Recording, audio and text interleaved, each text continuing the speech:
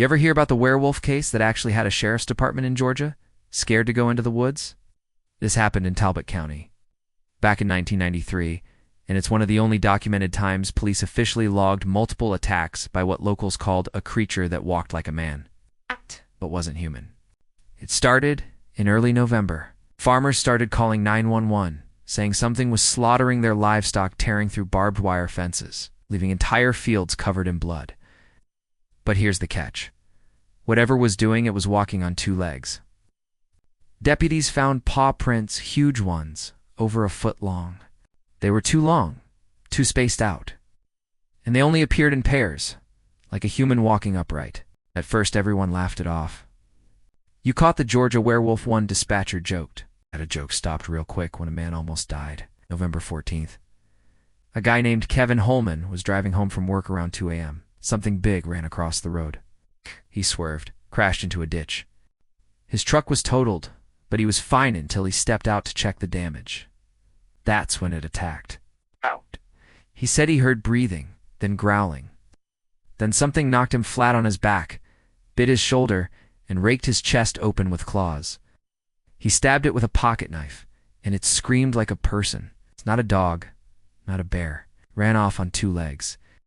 Police found Kevin covered in blood, shirt torn, shoulder mangled, and the bite.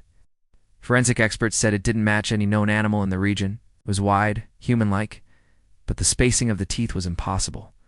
That should have been the end, but it got weirder.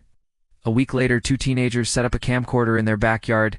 They'd been losing cats, chickens, even their dog went missing. 3:19 a.m., the camera catches it. A tall creature, covered in fur, sniffing the chicken coop. Then it turns and stares directly into the camera, its eyes glowing. White-hot glowing. The footage was grainy, but it spread fast through local news before it was mysteriously pulled. Then came the last incident. A local hunter, Gary Morgan, decided to take matters into his own hands. He grabbed his rifle, a flashlight, and told his buddies he was going to hunt the dogman. They never saw him again. 2 days later, they found his pack. His flashlight, rifle broken, and claw marks deep, carved into the side of a tree. Above the slash was one sentence, scratched in the bark: "Moonlight feeds me." After that, it stopped. The attacks, the sightings gone. But every few years, around November, someone in Talbot County reports hearing a howl that doesn't sound like any coyote. Some folks still hang silver on their doors, because if it wasn't a werewolf, what else walks like a man, growls like a beast,